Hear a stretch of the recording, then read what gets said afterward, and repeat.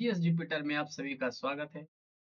आज हम लोग पढ़ने वाले हैं बहुत ही इम्पोर्टेंट टॉपिक एंशिएंट हिस्ट्री का और का नाम है मौर्य साम्राज्य।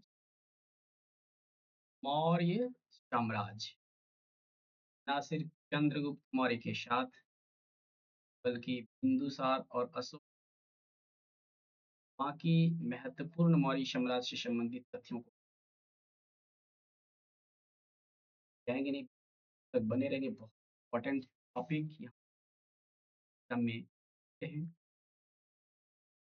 तो पूरा मैप के साथ आप लोगों को स्टडी करवा करते हैं।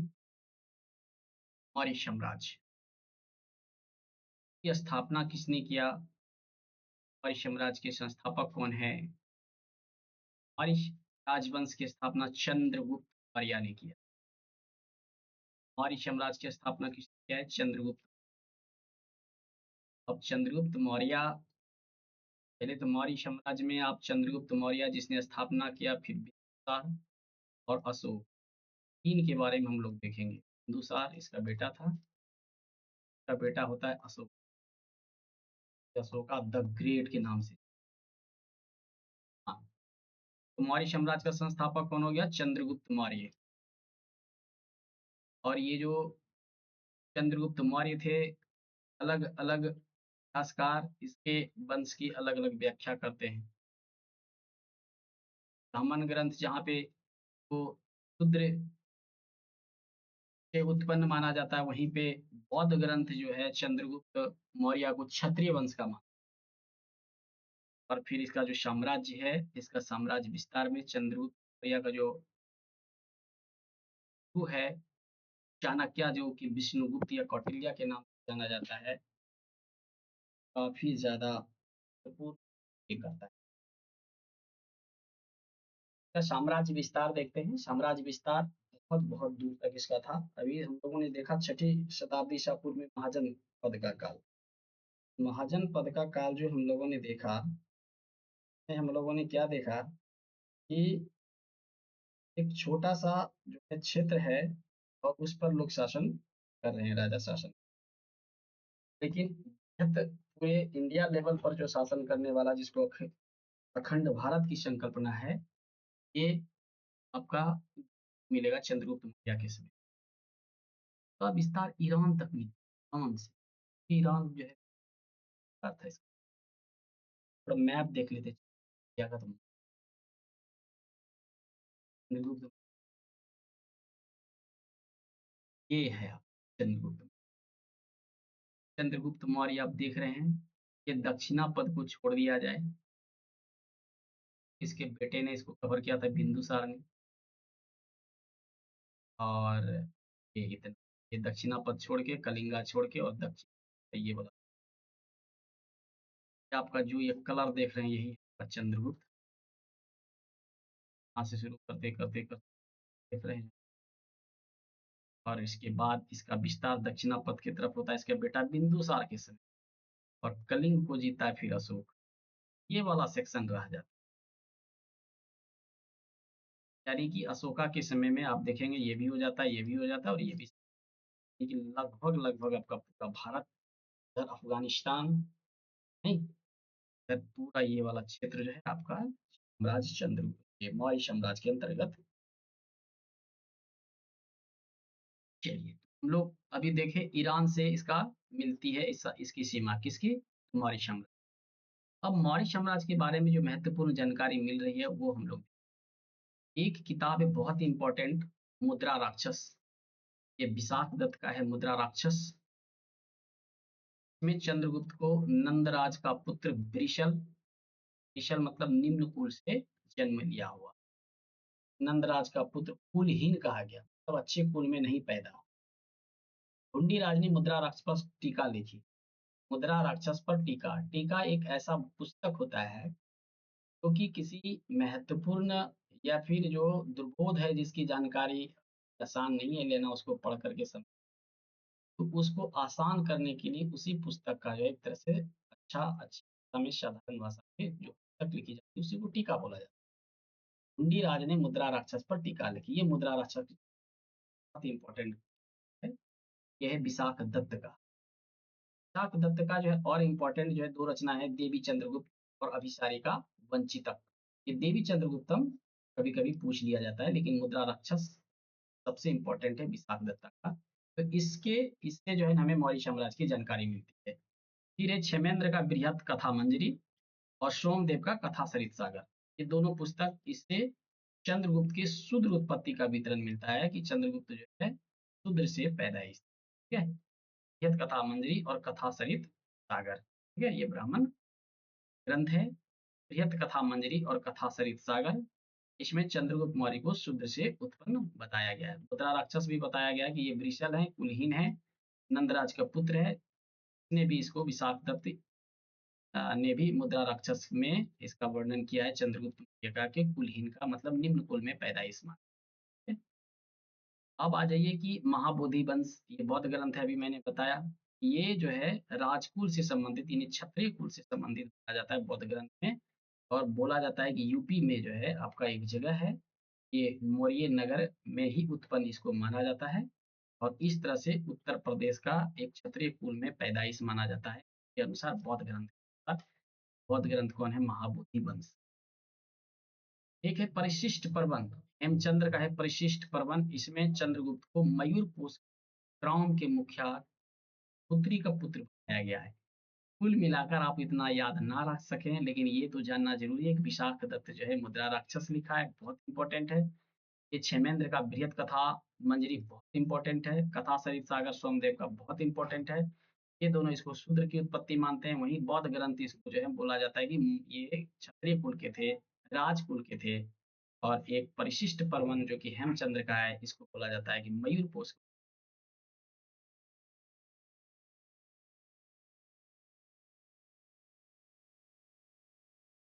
आपने ये देख लिया, ये जो कलर आपका है एकदम पूरा रेड रेड, ये आपका चंद्रगुप्त मौर्य का है।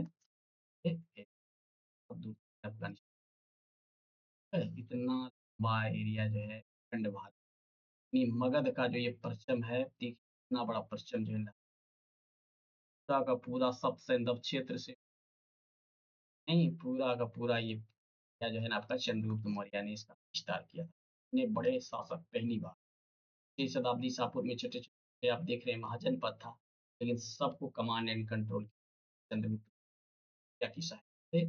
और धीरे जब उत्पादन बढ़ने लगा तो टैक्सेशन सिस्टम इतना टाइट किया गया, बहुत टैक्सेशन और टाइट किया गया।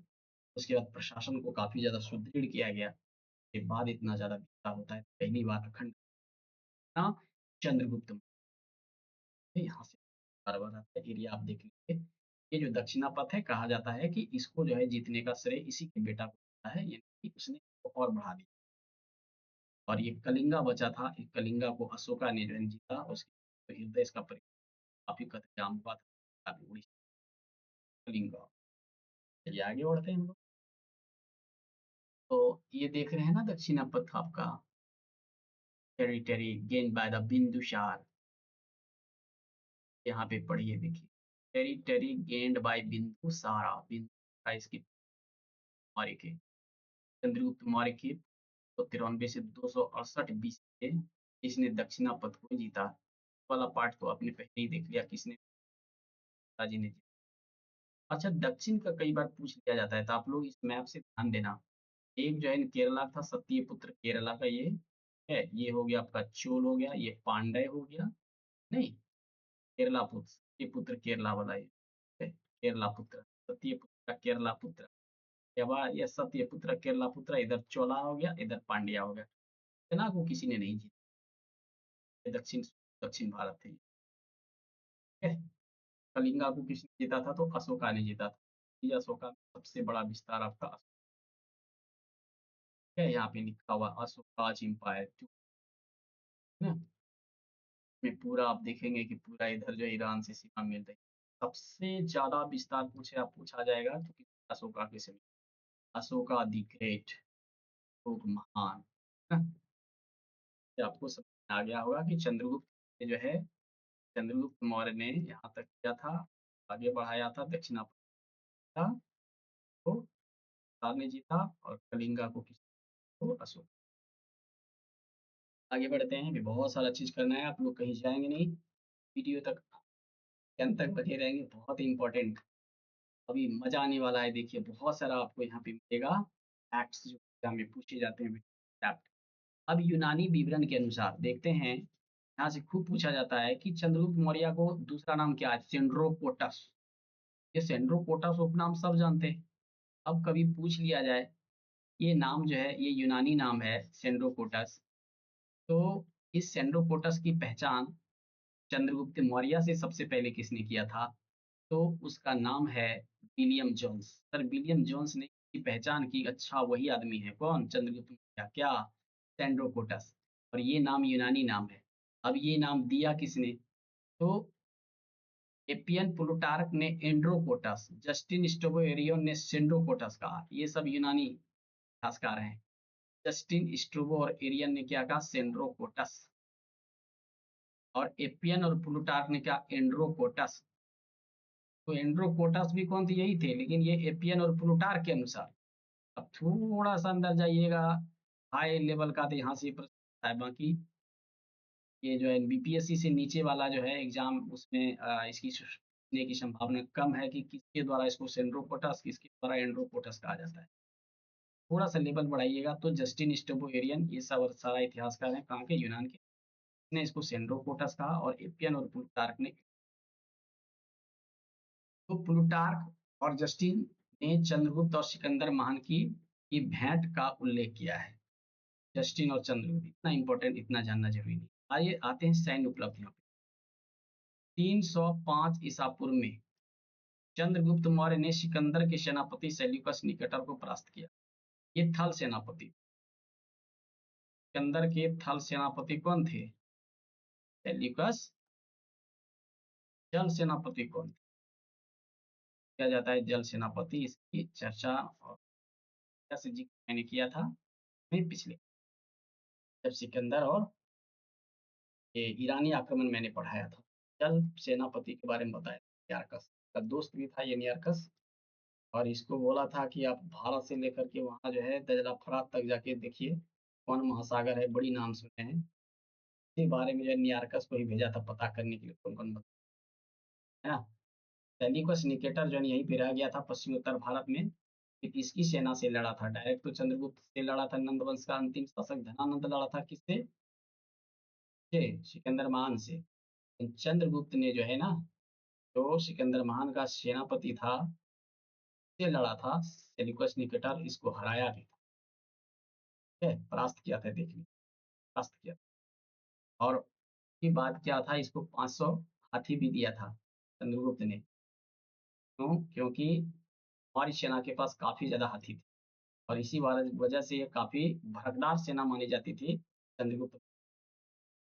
तो सेल्यूकस निकेटर को परास्त किया। कह रहे कि रुद्रदामन के जूनागढ़ अभिलेख, रुद्रदामन एक शासक हैं का महत्वपूर्ण अभिलेख है जिसका नाम है जूनागढ़ अभिलेख। इसके अनुसार सौराष्ट्र, यानी गुजरात के एक पार्ट को सौराष्ट्र कहा जाता है। गुजरात के एक पार्ट को क्या कहा जाता है? ये वाला जो पार्ट है सौराष्ट्र, सौराष्ट्र।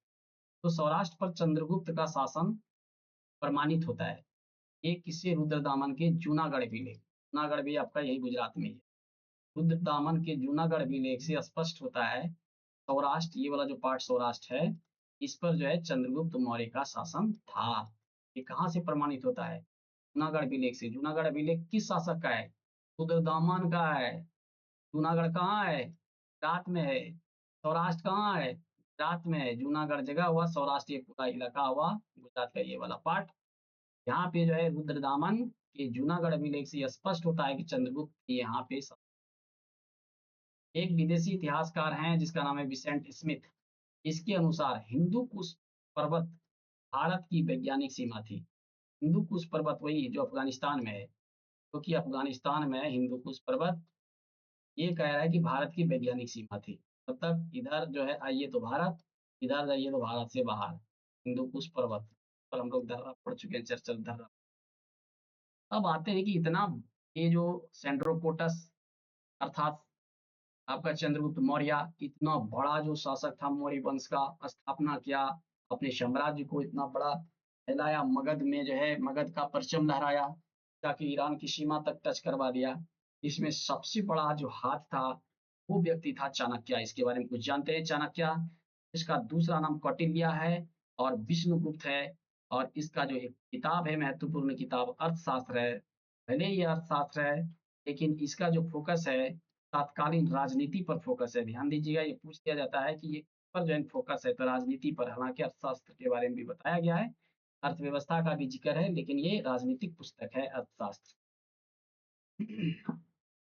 तो चाणक्य ने इस सैंड्रोकोटस को चंद्रगुप्त मौर्य को महान बना दिया, बहुत बड़ा आदमी बना दिया। शुरू में ये ताकत होती है कि इतना एक जो है अदना सा लड़का, अदना तो नहीं कहें, काफी साहसी वीर और काफी पारखी आदमी था ये चाणक्य।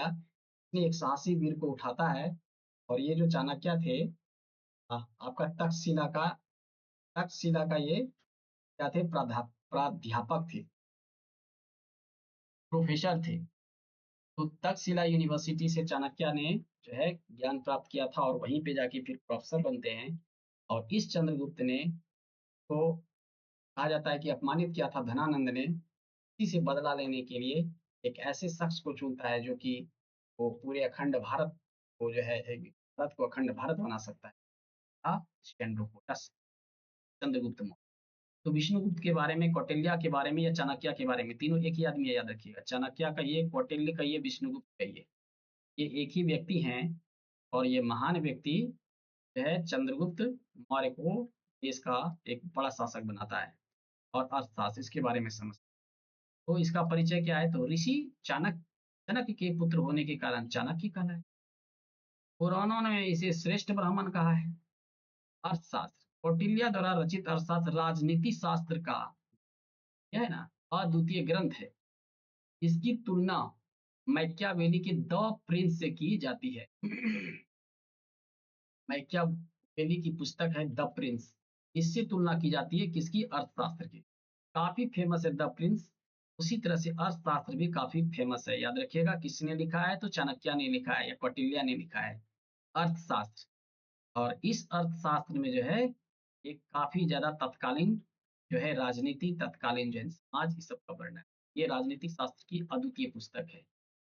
तो इस अर्थशास्त्र में सप्तांक सिद्धांत दिया गया है, आपको दे देगा सप्तांक सिद्धांत किसमें दिया है? अर्थशास्त्र का सप्तांक सिद्धांत किसने दिया? कौटिल्य ने दिया। किस पुस्तक में दिया? अर्थशास्त्र में दिया। तो इसमें राज्य का, ये राजनीतिक शास्त्र की पुस्तक है, राज्य के ही अंग बताएंगे ना, राज्य के 7 अंग बताएं, इसीलिए इसका नाम पड़ा सप्तांग सिद्धांत। कौन कौन है? स्वामी, अमात्य, जनपद, दुर्ग, कोष, दंड एवं मित्र। यानी ये 7 जो है राज्य के 7 अंग हैं, ये हैं तभी जो है राज्य है। स्वामी कोई मालिक होना ही चाहिए, अमात्य उसका प्रधानमंत्री होगा, फिर एक जगह होना चाहिए, जनपद होगा, फिर घेरा होना चाहिए, फिर पैसा होना चाहिए, फिर अब जो है ना जो गलती करे उसको दंड मिलना चाहिए, और फिर अच्छा दोस्त भी होना चाहिए, मित्र भी होना चाहिए, तभी तो ये साम्राज्य जिंदा रहेगा, नहीं तो कोई ना कोई इस पर हमला कर लेगा। ये राज्य की जो सप्तांग सिद्धांत है, कोई नहीं, आपको सातों सिद्धांत का जो है आप सातों अंग का नाम याद रखिए, लेकिन एक बार पढ़ लेने के बाद आपके दिमाग में कभी पूछ दे तो पूछेगा नहीं, सीधा यही तो इम्पोर्टेंट क्वेश्चन हो जाता है कि सप्तांक सिद्धांत किसने दिया, किसका है सिद्धांत, कहाँ पे है ये सिद्धांत? तो अर्थशास्त्र में। किसने दिया? चाणक्य ने दिया। क्या बताया इसमें? बोलता है कि राज्य के 7 गो अंग होना चाहिए। 7 अंग में बोला कोई तो राज्य का स्वामी होना चाहिए। अरे स्वामी का कोई मदद करने वाला प्रधानमंत्री, जिसको अमात्य बोलते हैं, वो तो होना ही चाहिए, जो सबसे बड़ा मंत्री होता है। फिर एक जनपद होना चाहिए जो है ना, नहीं, फिर उसको घेरा के लिए कोई दुर्ग होना चाहिए, दुर्ग घेराबंदी। इतना बड़ा दुर्ग है, इतना बड़ा जो है ना जनपद है, अब पैसा ही नहीं है, सोर्स ही नहीं है, कोस ही नहीं है, पैसा नहीं है, तो क्या चलाएंगे देश, क्या चलाएंगे राज्य, है ना? और फिर जो है ना, आप कोई जो है बहसी निकल जाए, उसको दंड ही नहीं दीजिएगा, आपकी बात कैसे मानेगा? तो दंड जो है ना जरूरी होता है। हम किसी स्टूडेंट को दंड नहीं दे पा रहे हैं, वो सब बिना परीक्षा दिए चला जाता है और फिर आता है अगले क्लास में, लेकिन परीक्षा नहीं देगा। अलग ग्रुप बना लिए हैं इस सब का, लेकिन पता नहीं सब कहाँ चला जाता है। कुछ लोग तो बहुत सिंसियर हैं और रिजल्ट भी देंगे। तो ये सप्तांग सिद्धांत किसका है? चाणक्य का। कहाँ है? तो आपको अर्थ आ रहा है सभी को? सेक्शन में मजा आ रहा है तो करेंगे जरूर। चलिए आगे बढ़ते हैं हम लोग। बिंदुसार, ये बिंदुसार जो है आपका चंद्रगुप्त का पुत्र बिंदुसार, उसको तो कहा गया है चंड्रोकोटस। अब इसको क्या कहा गया? इसकी उपाधि क्या है, क्या नाम है यूनानी लेखकों ने दिया? अमित्रिकेडीज, जिसको अमित्र घात कहते हैं, ये ज्यादा पूछा जाता है परीक्षा में। इन शत्रुओं का नाश करने वाला। जैन ग्रंथ में इसको सिंह सेन कहा गया है। माता का नाम था दुर्धरा, ये सब याद नहीं रखना है, सिंह सेन कभी बार पूछ लिया गया है। सिंह सेन और अमित्र घात दो याद रखना है आपको बिंदुसार के बाद। ध्यान दीजिएगा, ये बिंदुसार है, बिंबिसार नहीं है। अच्छा, बिंबिसार जो है कौन थे? बिंबिसार जो है, बिंबिसार हर्यक वंश के स्थापक थे। इसके तो हर्यक वंश, हर्यक वंश के संस्थापक थे। पद में हर्यक वंश का संस्थापक बिंबिसार था। नहीं, इसके बारे में हम लोग पढ़ चुके हैं, अभी कुछ नहीं। अभी ये जानना है कि इससे ये अलग आदमी थे बिंदुसार। बिंदुसार जो है आपका किसका पुत्र था? चंद्रगुप्त। आप देखिए, इसके समय में विदेशी राजदूत कौन आया हुआ था? इसके समय में कौन आया हुआ था? इसके समय में आया था आपका मेगास्थनीज। इसके समय में कौन आया था? तो सीरिया के राजा एंटीयोकस प्रथम ने डाइमेकस, डाइमेकस और एंटीयोकस, ये प्रथम ने डाइमेकस को भेजा। ये सीरिया का राजा था एंटीयोकस, एंटी ने भेजा डाइमेकस, आंटी ने डाई लगाने भेजा। और किसको? बिंदु को। तो बिंदु एंटी ने डाई करने के लिए भेजा और बिंदी लगाने भेजा। किसके पास? बिंदुसार के पास। बोला डाई लगाओ, बिंदुसार के पास जाओ। किसने? एंटी ने। तो आंटी ने भेजा डाई लगाने के लिए बिंदुसार। तो बिंदुसार ने 3 वस्तुएं मांगी थी। अब सोचिए, मीठी मदिरा, सूखी अंजीर और दार्शनिक। दार्शनिक को छोड़कर के शेष भेज दी गई। इसका मतलब सीरिया के साथ अच्छा संबंध बन गया था, सीरिया तक। सोचिए जो है सीरिया कहाँ है, तब मिडिल ईस्ट में आपको मिलेगा उधर सीरिया।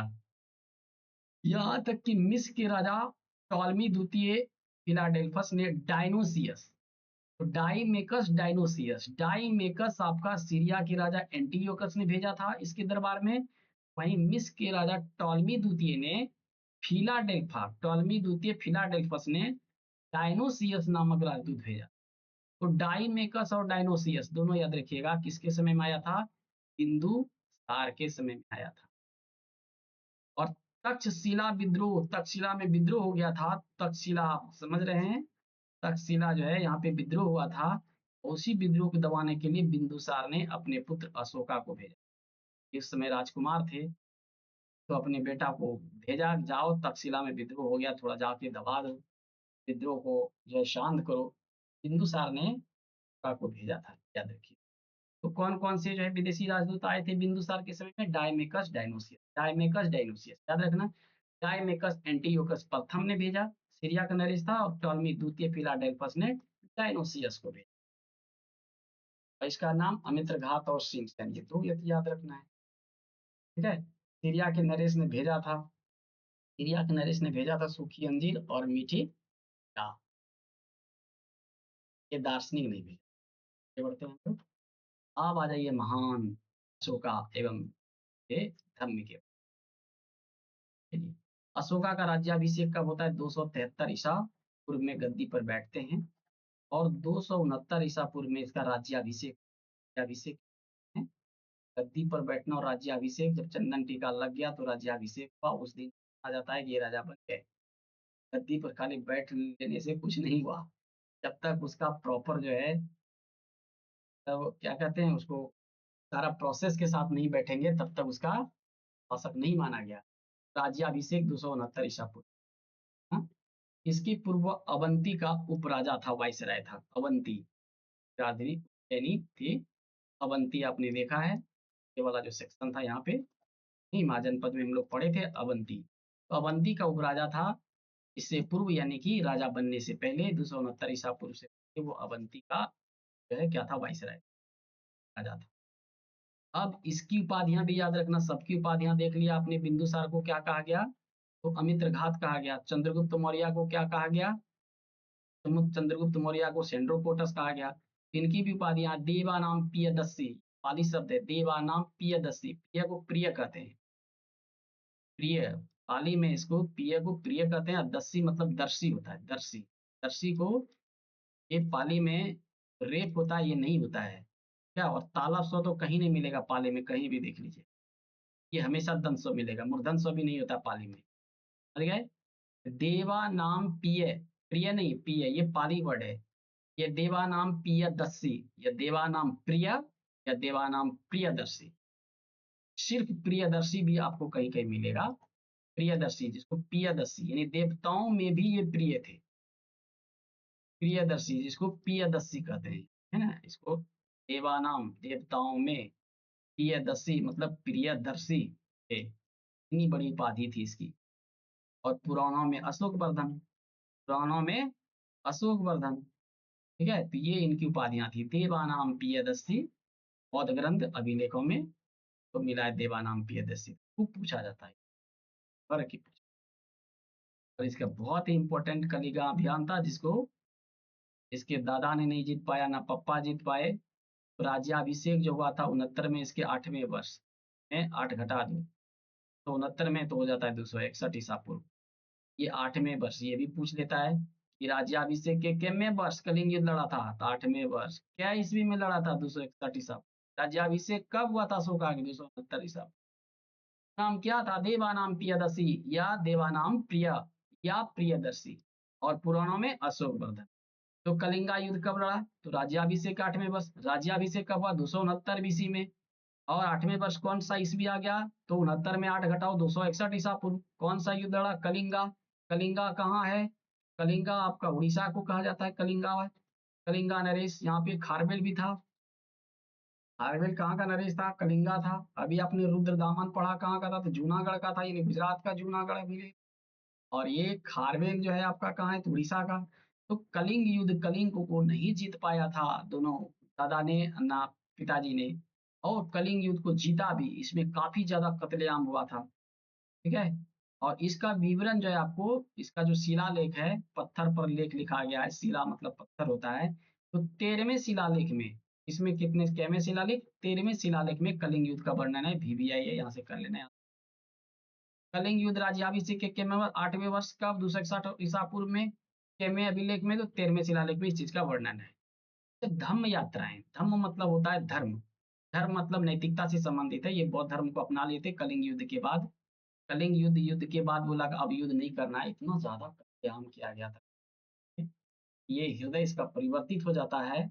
और इसके बाद भगवान बुद्ध के शरण में जाते हैं, नहीं, के शरण में जाते हैं, भगवान बुद्ध के शरण मतलब बौद्ध धर्म के शरण में जाते हैं। बुद्ध का बौद्ध धर्म, ठीक है, उस समय तक तो भगवान बुद्ध थे नहीं, उसकी शरण में जाते हैं। और के बाद जो है बौद्ध धर्म का प्रचार प्रसार में जुट जाते हैं। तो राज्याभिषेक के 10वें वर्ष, 8वां वर्ष में तो इसका हृदय परिवर्तन हुआ ही, जीता, कत्लेआम किया। और ये जब राज्याभिषेक होता है उसके 10वें वर्ष, इसमें 10 घटा दीजिएगा आप, बोध गया का। और 20वें वर्ष लुम्बिनी की यात्रा की, सीधे पूछ ले देता है। 8वें वर्ष कलिंग युद्ध, 10वें वर्ष धम्म यात्राएं, धम्म यात्राएं। तो 10वें वर्ष बोध गया, राज्याभिषेक 10वें वर्ष बोध गया। और 20वें वर्ष लुम्बिनी की यात्रा की। लुम्बिनी जो है वही जहाँ पे भगवान बुद्ध का जन्म होता है, तो भगवान बुद्ध का जहाँ जन्म होता है 20वें वर्ष यात्रा किया। और लुम्बिनी में बलि कर को समाप्त कर दिया, बोला टैक्स उस नहीं लेना है यहाँ से। यहाँ भगवान बुद्ध का जन्म हुआ। भगवान बुद्ध के विचारों ने हमें इतना प्रभावित किया, आज मैं एक इंसान बन चुका हूँ, इतने लोगों का कत्लेआम किया, लेकिन इंसान बनाया तो हमें बुद्ध के विचारों ने, उपदेशों ने, उसके संदेशों ने। तो इसकी बात जाता है 20वें वर्ष, वहां टैक्स से माफ कर, बलि मतलब टैक्स हो गया। और भू राजस्व, बलि कर समाप्त किया। और भू राजस्व 1/8 किया, जो लैंड रिवेन्यू था उसको घटा दिया, 1/8। लैंड रिवेन्यू जो है भू राजस्व 1/6 लेता था हर जगह से, मौर्य काल में ये 1/8 लेने लगे, ठीक है। चलिए, तो लुम्बिनी यात्रा कितने साल किया, अपने राज्याभिषेक के 20वें साल। और वहां पे बलि कर को समाप्त कर दिया, और भू राजस्व कितना लेने लगा, 1/8। तो इन्होंने जो यात्रा किया था लुम्बिनी, लुम्बिनी के बाद कपिल वस्तु गया, बोध गया, सारनाथ, कुशीनारा और श्रावस्ती। इस तरह से यात्रा का इसका क्रम है। आपको क्रम याद नहीं रखना है, बस ये जानिए कि बहुत यात्रा इन्होंने। तो बौद्ध धर्म में दीक्षा, निर्ग्रोध के प्रभाव में आने के बाद उपगुप्त नामक बौद्ध भिक्षु ने अशोक को दीक्षा दी थी। पूछ लिया जाता है कि किसने बौद्ध धर्म में इसको शिक्षा दिया था, दीक्षा दिया था। तो उपगुप्त में, दीक्षा मतलब होता है उसको उसमें एंट्री देना। शिक्षा दिया था किसने, उपगुप्त नामक बौद्ध भिक्षु। अच्छा, इसके समय में मीटिंग भी हुआ था, बौद्ध संगीति हुआ था, भगवान बुद्ध के विचारों की मीटिंग रहता था। वो तीसरी मीटिंग, टोटल 4 मीटिंग हुआ था। 4 मीटिंग हुआ था। इसमें एक सूत्र बताए थे आप लोगों को, आका अक, शासक है आका अक, अजातशत्रु, कालाशोक, अशोक और कनिष्क। 1, 2, 3, 4। पहला वह किसके समय में हुआ था? तो अजातशत्रु के समय में। दूसरा जो मीटिंग हुआ था, बौद्ध मीटिंग, कालाशोक के समय में। और ये तीसरा मीटिंग है, ये अशोक के शासनकाल में, यहाँ अका अक, व से हो जाएगा अशोक। चौथा हुआ था कनिष्क के समय में। सूत्र लिखाए थे, पता नहीं कितने याद किया, अगला क्लास देख लेंगे। वहां से 3-4 जो है सूत्र मैंने बताया है, अश्मो वसु का अक रावय पाकू, ये 3 सूत्र मैंने बताया था। अभी मैं एक बार और जिक्र, तो अशोक के शासन काल में पाटलिपुत्रा में तृतीय बौद्ध संगीति होती है, जिसकी अध्यक्षता किसने किया था? मौगलीपुत्र शिष्य ने किया था। ठीक है, तो एक था सूत्र, एक बार फिर से दोहरा दूं, रावय पाकू। रा से पहला जो हुआ था राजगीर में, दूसरा हुआ था वैशाली में रावय पाकू, वहां से हो गया पाटलिपुत्रा रावय पाकू। 4 बार बोलो, याद हो जाएगा। यहाँ से है ये कुंडलवन, कुंडलवन कहाँ है? जम्मू कश्मीर में। बाकी तो आप सब जान रहे हैं, राजगीर, वैशाली, पाटलिपुत्रा, रावय पाकू। अच्छा, जो शासक था उस समय कौन कौन था? अका अक, क्या था? आ का अक, बताए हैं। अ से अजात शत्रु, अजात शत्रु। दूसरा था का से कालाशोक, और तीसरा था अ से अशोक, और चौथा है आपका अ से कनिष्का का। और एक सूत्र क्या बताए थे रावय पाकू अकाक? मस्मो वसु, मस्मो वसु। म से, म से महाकश्यप, प से सब्बा कामी, और मस्मो, मस्मो, मो से मोगली पुत्र तिस, मोगली पुत्र, पुत्र मतलब पुत्र, तिस, और वसु से वसुदेव। ये यदि सूत्र आपको याद है तो आपका यहाँ से प्रश्न बार बार बन जाता है। तो याद रखने के लिए क्या करेंगे भाई? सब उपाय बताना पड़ेगा, लिख करके ले जाइए, बाथरूम में रट लीजिए, दिक्कत छत पर ले जाइए, वहीं घूम रहे हैं, याद कर लिए। 4 बार 2-4 दोस्त को बोल दिए, बता दिए उसको, याद हो गया। रा भाई पाकू हुआ का आक मसम पशु बोला, कौन पाली भाषा बोल रहा है? आप कुछ तो रा भाई पाकू आका आक मश, नरसिंह भी बोल सकता आका आक रा भाई पाकू मशमू पशु, है क्या? याद हो जाएगा तो,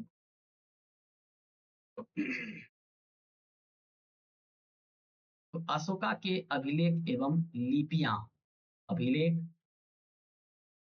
अभिलेख होता है कि जो भी अपना शासन के बारे में, अपने बारे में जो भी कुछ लिखता है, लेख हुआ, वहाँ पे पत्थर पे वो पांडुलिपि होता है, कहीं पे लिखे तो उसको अभिलेख हुआ।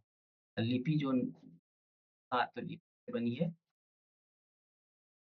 लिपियां, उद्वाचन, पढ़ने में सफलता। अच्छा, ये जो लिपि है, इसको पढ़ने में सफलता किसको मिली है? तो ये 1837 ईस्वी में सर जेम्स प्रिंसेप ने अशोक के अभिलेख को पढ़ा। पहली बार सफलता मिलती है 1837 में, किसको मिलती है? जेम्स प्रिंसेप को मिलती है, अशोक के अभिलेख को पढ़ने में। ये जो हम लोग पढ़ रहे हैं, कौन सी लिपि? ये देवनागरी लिपि है। कौन सी लिपि है? तो देवनागरी लिपि है। लिपियां, अधिकांश अभिलेख जो है, अभिलेख प्राकृत भाषा में और ब्राह्मी लिपि में। भाषा है प्राकृत और लिपि है ब्राह्मी। कहीं कहीं आप इस तरह का जो है ना लिपि मिलेगा। ये सारी लिपि है, इन्हें पहचानना है। ये पहचान नहीं पाया, लेकिन पहली बार टोका की अभिलिपि पर अभिलिपि का काम किया था जेम्स टेप ने, 1837 में, पूछा जाता है बार बार। तो अधिकांश जो अभिलेख हैं वो किस भाषा में? प्राकृत भाषा में और ब्राह्मी लिपि में। अच्छा, ये प्रश्न पूछना, इतना बड़ा विस्तार था, सहवाजगढ़ी और मानसेहरा का भी लेख, ये किस खरोष्टी लिपि में। अच्छा, खरोष्टी लिपि हम लोग ईरानी आक्रमण जब हम लोग पढ़े थे तो याद है किसी को खरोष्टी लिपि?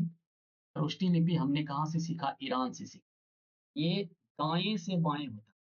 तो सहवाजगढ़ी और मानसेहरा अभिलेख किस में लिखा गया? खरोष्टी लिपि में लिखा गया। अब आइए शाह ए कुना, यहाँ पे सरे कुना लिखा है, कहीं शाह ए कुना मिलेगा। ये ग्रीक और अरामेइक दो लिपि है, ग्रीक और अरामेइक, और तथा तक्षशिला और लघमान से अरामेइक लिपि मिली है। शाह ए कुना से दोनों है, ग्रीक और अरामेइक, और तक्षशिला से और लघमान से, जगह का नाम है लघमान, यहाँ से अरामेइक लिपि मिली है। अरामेइक आपको लिपि मिल गया जो है ना, शाह ए कुना, तक्षशिला और लघमान में, लेकिन इसमें ग्रीक भी है शाह ए कुना, याद रखिएगा। और शहबाजगढ़ी और मानसेहरा जो है ये अभिलेख जो है आपको पश्चिमोत्तर भारत में है, ये आपको खरोष्टी लिपि में लिखा गया ना। तो अशोक का नाम जो है, अशोक किस अभिलेख में है? तो गुर्जरा मध्य प्रदेश में है, मास्की कर्नाटक, नेत्तूर वहीं उदगोलम, यहाँ से मिला है। गुर्जरा, मास्की, नेत्तूर, उदगोलम, जरा, मास्की, नेत्तूर और उदगोलम, यहाँ से अशोक का नाम अशोक में। अच्छा, भाब्रू शिलालेख में तो अशोक ने स्वयं को मगध का राजा कहा था, किसमें? भाब्रू शिलालेख में। आप लोगों के दिमाग में आ रहा होगा क्या शिलालेख? शिलालेख है, अरे पत्थर पर जो लेख लिखवाया था खुद अशोक ने, वही है शिलालेख। शिलालेख मतलब पत्थर पर लेख। अब अलग अलग लिपि में अलग अलग जगह लिखवाया है। उधर कौन लिखवाया? ज्यादातर तो ब्राह्मी लिपि में ही लिखा गया है। आप चले जाइएगा, ये वाला जो साइड है इधर, यहाँ पे आपको मिलेगा, कौन सी मिलेगा, कौन सा मिलेगा? खरोष्टी लिपि मिलेगा। थोड़ा सा और उधर जाइएगा तो आपको क्या मिल जाएगा? ग्रीक एवं अरामेइक लिपि मिलेगा। ठीक है, ग्रीक और अरामेइक में मिलेगा, शाह ए कुना में, तक्षशिला में और लघमान में। अब मैंने इसका फोटो नहीं लाया है, फोटो मैं नोट्स में इसको ऐड करने का प्रयास करूंगा, नोट्स में ऐड करवा, है ना। चलिए आगे बढ़ते हैं। तो किसमें अशोक ने स्वयं को मगध का राजा कहा था? तो भाब्रू में कहा था। में कहा था कि मैं मगध का राजा हूँ, और इससे इसी में बौद्ध होने का प्रमाण है। मैं मगध का राजा हूँ, मैं बौद्ध हूँ, ये भाब्रू शिलालेख में।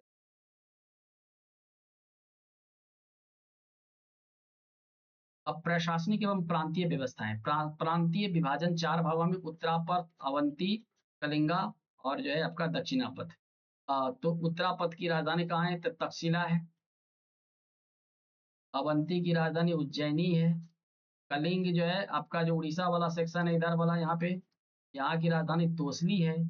दक्षिण वाला जो पार्ट है यहाँ पे कर्नाटका, ये हो जाएगा सुवर्णगिरी राजधानी। उत्तरापथ में आपका जो है यहाँ पे ये वाला जो सेक्शन है यहाँ पे, ये तक्षशिला हो गया, तक्षशिला हो गया। और यहाँ पे हो गया उज्जैनी हो गया, तक्षशिला हो गया, उज्जैनी हो गया, यहाँ पे तोसली हो गया, यहाँ पे स्वर्णगिरी हो गया। ये आपका जो है प्रांतों को चार विभाजन किया गया था। उत्तरापथ में तक्षशिला हो गया, अवंती में उज्जैनी हो गया, कलिंगा में तोसली हो गया, और दक्षिणापथ दक्षिण में स्वर्णगिरी हो गया। एक दो तीन चार, इस तरह से आपका जो है। और केंद्रीय सत्ता की राजधानी यहाँ पे था पाटलिपुत्रा में, तथा पाटलिपुत्रा हो गया। एक केंद्रीय राजधानी थी पाटलिपुत्रा, याद रखना है पाटलिपुत्रा। चार प्रांत हो गया, और मेन जो सेंटर था अपना बिहार का जो है मगध क्षेत्र, ये राजधानी हो गया। अभी ना दिल्ली राजधानी है, उसमें ये राजधानी, बाकी ये चार प्रांत आप क्या अलग अलग क्षेत्रों में। आगे बढ़ते हैं। अच्छा, अधिकारी कौन कौन था? प्रमुख अधिकारी देखते हैं, समाहर्ता, रज्जुक, सार्थवा, सीताध्यक्ष, गुरु, सबके बारे में जानना चाहिए कि नहीं जानना चाहिए मित्रों? जानना चाहिए कि नहीं जानना चाहिए? देखते हैं। समाहर्ता, राजस्व एकत्र करने वाला जो मुख्य अधिकारी था उसको कहते हैं समाहर्ता। टैक्स, रिवेन्यू, रिवेन्यू कलेक्टर जो है वो था समाहर्ता। समाहर्ता कलेक्टर था कौन? रिवेन्यू, राजस्व एकत्र करने वाला अधिकारी कौन हो गया? समाहर्ता। रज्जु को राजस्व अधिकारी, बाद में न्यायिक अधिकार भी दिया गया था रज्जु। ठीक है, रज्जु। सार्थवा, व्यापारिक काफिला का प्रमुख। सीताध्यक्ष, राजकीय कृषि विभाग का अध्यक्ष, राजकीय कृषि विभाग का अध्यक्ष सीताध्यक्ष। राजकीय कृषि विभाग, एग्रीकल्चर डिपार्टमेंट, के पिता किसान थे ही, तो एग्रीकल्चर डिपार्टमेंट जो है चलाया सीताध्यक्ष। अच्छा, गुण पुरुष के अर्थशास्त्र में गुप्तचर को क्या कहा गया? गुण। दो प्रकार था। एक एक स्थान पर रहने वाला एक्चुअली गुप्तचर था, और ये सीधा डायरेक्ट कांटेक्ट करता था सम्राट से। सम्राट को डायरेक्ट जाके खबर देता था। एक तो एक स्थान पर रहने वाला था, एक भ्रमण करते रहता था और खबर देते रहता था, यहाँ यहाँ हो रहा है। संस्था और संचार, संस्था और संचरण यानी संचार, संस्था और संचार, ये दो जो है प्रकार के गुण पुरुष यानी गुप्तचर थे, आपको मिले। अब नगर का प्रशासन जो है मेगास्थनीज ने जबरदस्त किया है। मेगास्थनीज का एक पुस्तक है, पुस्तक इंडिका। इस ये इंडिका एक्चुअली मूल रूप में उपलब्ध नहीं है, टूट फूट गया, लेकिन धीरे धीरे बाद के इतिहासकारों ने कहीं इतना पन्ना में यहाँ लिखा है, कभी वहां लिखा है उसकी बातें, कभी वहां लिखा है, तो कलेक्ट करके लिखा गया इंडिका। और इसने बताया जो पाटलिपुत्रा है यानी पटना यानी मगध की जो राजधानी थी, उसका जो प्रशासन होता था, एडमिनिस्ट्रेशन, इसमें टोटल 30 मेंबर होते, और इसके इस 30 मेंबर जो है 55 मेंबर होता था प्रत्येक कमेटी में। और ये कमेटी थी 6, 6 और 5, 6 कमेटी और 55 मेंबर, तो टोटल मेंबर हो गया 30। यानी जो पाटलिपुत्रा का स्पेशल पाटलिपुत्रा का जो प्रशासन चलता था, ये 6 कमेटियों के 30 मेंबर के द्वारा चलता था। अलग अलग डिपार्टमेंट उतना जानना जरूरी नहीं है, आप ये जान लीजिए कि 6 समितियां थी और प्रत्येक में 55 मेंबर था। ये सिर्फ इसके लिए था, और इसी तरह का इसके जो सेना का भी इसी तरह से विभाजन किया गया था, और वो भी 30 मेंबर था सेना में भी। ठीक है। और जब बिक्री कर लिया जाता था, सेल टैक्स 10वां भाग। और यदि कर चोरी कर लिया, मत पूछ, इतना बड़ा विशाल साम्राज्य को चलाना था, कर चोरी पर मृत्यु दंड, बड़ी भारी जो है ना, एकदम बच नहीं पो पाएंगे। टैक्स दो, टैक्स होगा तो दक्षिण भारत तक जीता जाएगा। इसीलिए मूल्य का 10वां भाग, ज्यादा नहीं, लेकिन चोरी नहीं कर सकते हैं। और समाज का भी बकरी सॉरी वर्गीकरण किया था मेगास्थनी ने। बोला भारतीय समाज 7 श्रेणियों में 7 भागों में बटा है। इसका सूत्र आप लोग याद रख लीजिएगा तो तुरंत तुरंत बनेगा। क्या है इसका सूत्र? कहा जाता है मेगास्थनीज ने तत्कालीन समाज को कितने भागों में बांटा था? 7 भागों में बांटा था समाज को। 7 भाग कौन कौन है? 7 भाग है चाकरी पाका, चाकरी पाका योनिम, चाकरी पका योनिम। दा से हो जाएगा आपका दार्शनिक, दा से दार्शनिक। समाज में कौन कौन थे? तो दार्शनिक थे।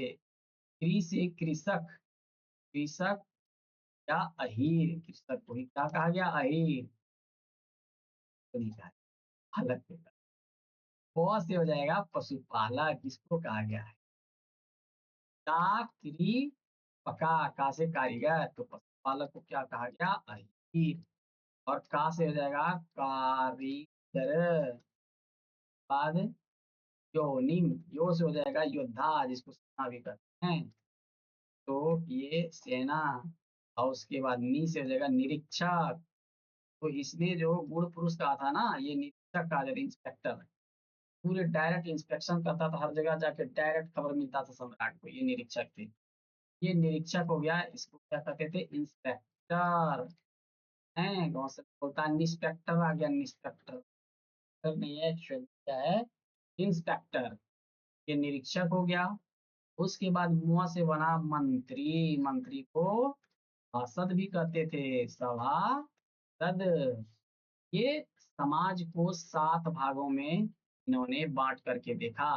एक दार्शनिक, एक कृषक, एक पशुपालक, कारीगर, योद्धा जिसको सेना, के बाद निरीक्षक इंस्पेक्टर, और मंत्री जिसको सभासद कहते थे। ये विभाजन आपका किसने किया है? मेगास्थनीज ने। इसकी पुस्तक का क्या नाम है? बहुत ही फेमस फेमस पुस्तक है जिसका नाम है इंडिका। तो आप यदि याद रखते हैं तो काम हो जाएगा। तो 7 श्रेणियों में बांटा, देख लिए। एक हो गया दार्शनिक, एक कृषक, एक पशुपालक, एक शिल्पकार, कार को ही क्या कहा गया? कारीगर। ठीक है, आखिरी पका जो सूत्र, पका तो नी। दा से दार्शनिक हो गया, की से कृषक हो गया, पशुपालक हो गया, शिल्पकार को कारीगर कहा गया, दो से योद्धा हो गया, निरीक्षक हो गया, मुआ से क्या हो गया? मंत्री। दास प्रथा का उल्लेख नहीं है। इसने दास प्रथा का कोई उल्लेख नहीं किया। और ध्यान दीजिएगा, सबसे बड़ा जो समाज में वर्ग था वो था कृषक ही। कृषक सबसे बड़ा वर्ग था। सबसे बड़ा वर्ग कौन था? तो कृषक था। दार्शनिक, कृषक, पशुपालक, शिल्पकार, योद्धा। याद रखिएगा, इसको पूछा जाता है। कर कितना? 10वां भाग। कर चोरी पर मृत्यु दंड। अच्छा, सुदर्शन झील जो है कहाँ? सुदर्शन झील के बारे में पूछ लिया जाता है। तो सुदर्शन झील जो है को बनाया था, इसके मौर्य का गवर्नर था पुष्यगुप्त वैश्य। इसने और कहाँ बनाया था? सुदर्शन झील जो है आपका सौराष्ट्र में। कहाँ बनाया था? सौराष्ट्र। सौराष्ट्र गुजरात में ये वाला जो सेक्शन है इसी में बनाया था। सुदर्शन झील सौराष्ट्र जो है में इसका निर्माण करवाया था। और सिंचाई हेतु यहाँ से नहर निकाला था। किस गवर्नर ने? अशोका का गवर्नर था तुषार। तुषार ने तुषार से इसने नहर निकलवा दिया था। अच्छा, रुद्रदामन प्रथम जो है, रुद्रदामन प्रथम जिसका जूनागढ़ विलेय है, इसका जो गवर्नर था सुविशाख। सब याद नहीं रखना है ये, लेकिन जानना जरूरी है कि इसने जो है ना रिजुवनेट किया था, पुनर्निर्माण किया था। टूट फूट गया था जब बाद के दिनों में, रुद्रदामन ने इसको क्या करवाया था? रेजुवनेट किया था, पुनर्निर्माण करवाया था। जब टूट फूट हो जाता है तो उसका निर्माण करते हैं, मरम्मतीकरण करते हैं ना, पॉलिश वगैरह लगाते हैं ना, तो वही किया था किसने? रुद्रदामन फर्स्ट ने। इसको सुदर्शन झील को, कहाँ है ये सुदर्शन झील? सौराष्ट्र में ये झील है। किसने बनवाया था? चंद्रगुप्त मौर्य ने बनवाया था। कि मौर्य वंश पढ़ा रहे हैं, सुदर्शन झील जानना जरूरी है। और आपने देखा भी कि रुद्रदामन का जो जूनागढ़ विलेय है लेख है, से भी पता चलता है कि चंद्रगुप्त मौर्य वहां शासन करते थे। और उसका एक गवर्नर था जिसका नाम था पुष्यगुप्त। पूछ लिया जाता है ये वाला इंपॉर्टेंट। सुशासन भी इंपॉर्टेंट है, लेकिन ये बहुत ज्यादा इंपॉर्टेंट है। इसी गवर्नर ने बनवाया था सौराष्ट्र में ये झील, जिसका नाम था सुदर्शन झील। और आ जाइए, एक और शासक इससे जुड़ा हुआ है जिसका नाम है स्कंदगुप्त। क्या नाम है? स्कंदगुप्त। ये गुप्त वंश का शासक है। फिर से मरम्मत करवाया था। रुद्रदामन ने तो करवाया ही था, पुनः बांध टूटने पर मरम्मतीकरण करवाया था किसने? स्कंदगुप्त ने। ये चक्रपालित जरूरी नहीं, ये दोनों आप याद रखना नहीं है। ये दोनों आप याद रख सकते हैं, ये दोनों भी याद ना रहे तो इसको जरूर याद कर लेंगे, पुष्यगुप्त।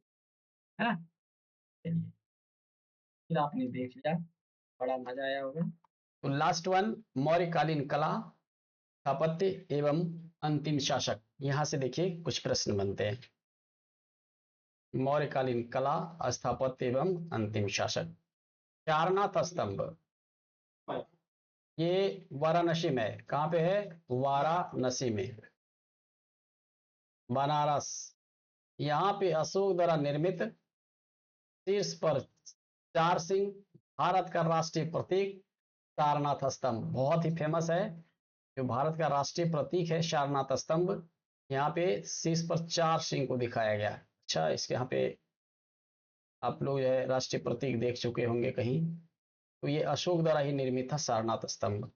और प्रमुख स्तूप के बारे में पूछ लिया जाए तो सांची का स्तूप हेनरी टेलर ने खोज किया था, बहुत जरूरी नहीं है।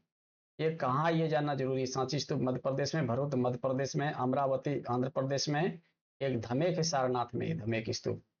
धमेक अशोक द्वारा निर्मित, वर्तमान स्वरूप गुप्तकालीन है, लेकिन अशोक द्वारा निर्मित धमेक अमरावती कॉलिन मैकेंजी ने खोज किया था, भरूच का कनिंघम ने खोज किया था। आप यूपीएससी लेवल करेंगे तभी ये सब जरूरी है, वरना जरूरी नहीं है। इतना जान लो कहाँ कहाँ पे ये है और किससे जुड़ा हुआ है, तो मौर्यकालीन ये स्थापत्य है। अच्छा, कुम्हार जो है पटना वाला, बुलंदी बाग, ये लकड़ी का जो परकोटा है ये बुलंदी बाग से मिला है, जो हम लोग पढ़े थे पहले। 80 स्तंभों वाला सभागार है ये, बहुत ही फेमस है। इसी को राजप्रसाद भी कहते हैं। राज मतलब राजा का, प्रसाद मतलब महल। ये कहाँ पे मिला है? कुम्हार में। कुम्हार कहाँ? पटना में। इसकी खोज स्पूनर ने किया है, बड़ी फेमस है। स्पूनर कभी कभी पूछ दिया जा सकता है कि ये जो राजप्रसाद मिला है लकड़ी का परकोटा, मामूली बात नहीं है। बुलंदी बाग और 80 स्तंभों वाला जो राजप्रसाद है कुम्हार से मिला है। ठीक है, कुम्हार एवं बुलंदी बाग पटना, ये दोनों पटना में है। यहाँ से लकड़ी का परकोटा बुलंदी बाग, और 80 गो पिलर, एक दूगो ने 80 पिलर वाला जो है ना बड़का को महल मिला है राजप्रसाद। तो अंतिम शासक 184 ईसा पूर्व में मौर्य का अंतिम शासक बृहद्रथ था, और इसकी हत्या जो है पुष्यमित्र शुंग ने किया। इसी का जो है अमात्य था, मंत्री पुष्यमित्र शुंग ने और शुंग राजवंश की स्थापना होती है। कहा जाता है पुष्यमित्र शुंग ने भी बौद्धों का काफी ज्यादा परेशान किया था, बौद्धों को, है ना। इस तरह से मौर्य काल समाप्त होता है। कुछ अन्य महत्वपूर्ण प्रश्न बनेंगे, उसको मैं आप लोगों के सामने में है ऑब्जेक्टिव फॉर्म में बहुत सारा क्वेश्चन जो छूटेगा उसको लाऊंगा, और इनसे भी जो क्वेश्चन बनते हैं तो उसको मैं एमसीक्यूज के फॉर्म में जरूर लाऊंगा। क्लास कैसी लगी आप लोग जरूर कमेंट करेंगे, चैनल को सब्सक्राइब करेंगे, वीडियो लाइक करेंगे। इसी के साथ मैं विदा लेता हूं, आपसे फिर मिलते हैं अगले क्लास में।